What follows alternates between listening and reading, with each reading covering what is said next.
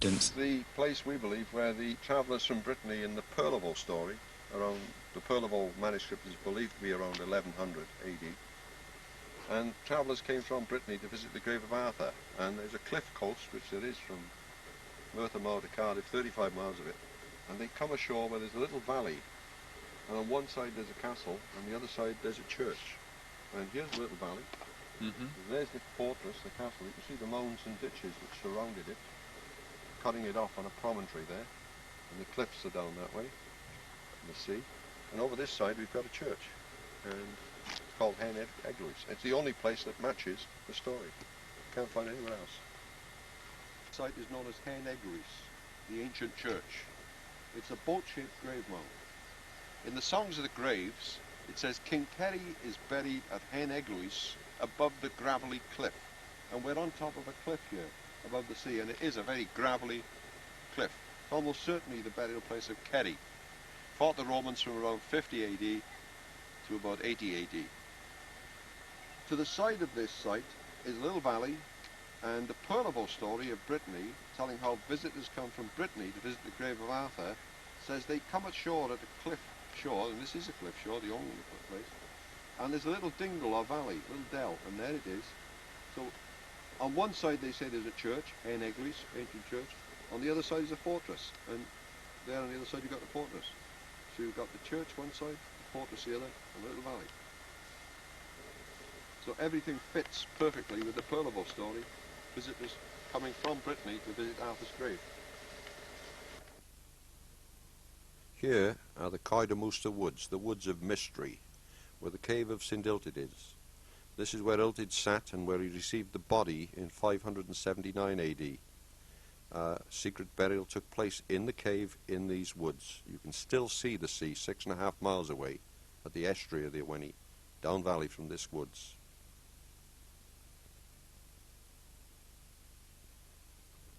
They came across a 12th century manuscript known as the Life of St. Illtyd. In it, we are given a very curious account of a secret burial. It involves the St. Illtyd and the dead body of a mysterious, very important person, which is transported by boat from the sea to a cave. The woods is interesting. It's known generally as the Coed which we interpret is the woods or the forest of mystery. One part of it here, past the wood of the Battle of Einion, is the wood of the fountain, and there is a fountain or stream emitting from the ground there, so there's fresh water. And the next part of the woods in the middle is known as the wood of the pavilions, right? Quite a pebble. And in the middle of the wood of the pavilions, which indicates something went on there, is the cave of the pavilions. That's where we're going, the cave of the pavilions. Okay?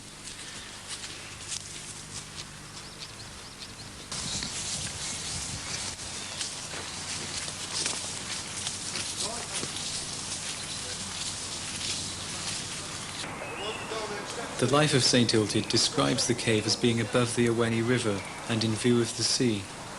After a thorough search, they believe they have found the only possible cave.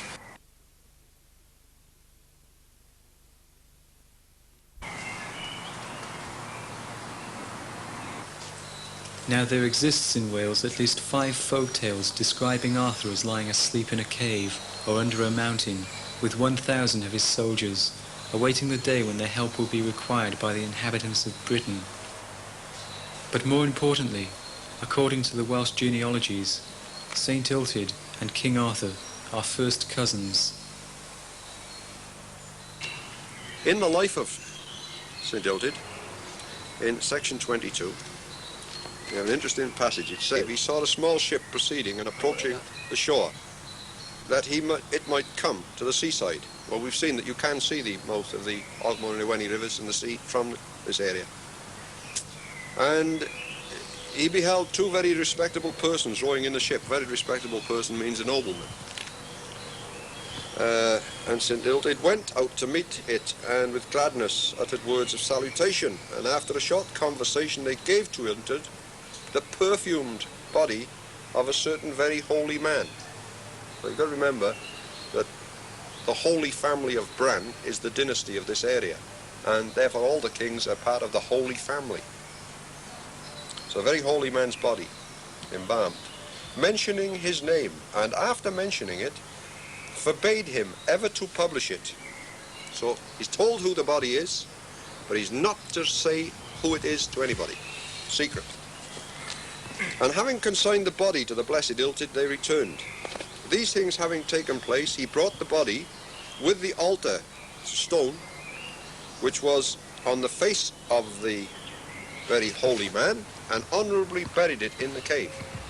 And that grave lies due east to west in Christian fashion. It's cut 10 feet long, lying east to west, 4 feet wide, about 4 feet deep. So he honourably buried the body in the cave. And the altar, that's a stone, he placed over the body as it had been supported by divine power, through which many miracles were performed on account of its holiness.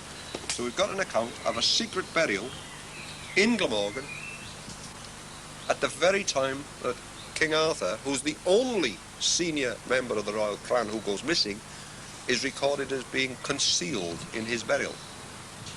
And we've got his first cousin doing the burying in this cave. Duck your head down, because you have to keep down coming in, you know. Come on, duck down. Keep down here, or only down here until I tell you. Right? Come on down. Come on through. Keep your heads down. Right, you can come through another yard or two. Come through another yard or two. Now, here is the grave pit.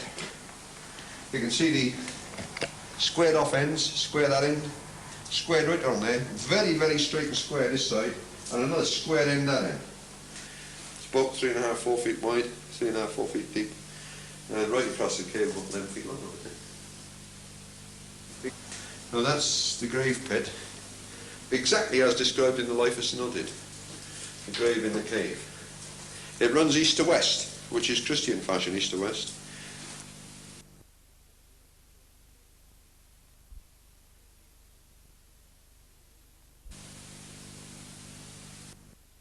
Here we have something which is nothing short of miraculous, an amazing find, the find of the century archaeologically in Britain. High on the cave wall here we have writing, a Colburn Welsh inscription. It's run over and formed over by stalactite, which takes centuries to form, and therefore its authenticity is beyond dispute. It says that it's a king buried here. He's impotent, he's an Uther, and that he is the mummified king. And this clearly points to King Arthur ap Meirig, and absolutely nobody else. A marvellous find.